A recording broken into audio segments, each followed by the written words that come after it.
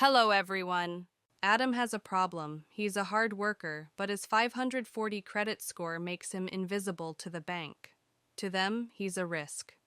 To himself, he's stuck. But credit isn't a life sentence, it's a game, and Adam is about to learn the rules.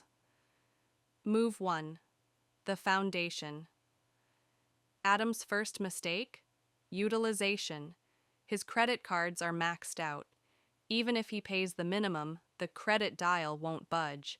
He uses the 30% rule, paying his balances down until he's using less than 30% of his limit.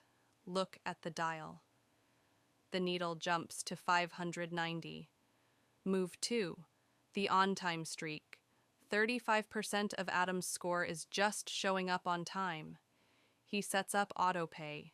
No more forgetting due dates.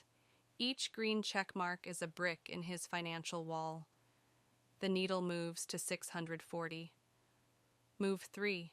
The age of history. Adam was going to close his oldest unused card. Big mistake. He keeps it open to keep his average age of accounts high. He also asks for a credit limit increase without spending a cent more. His available credit grows and his score follows.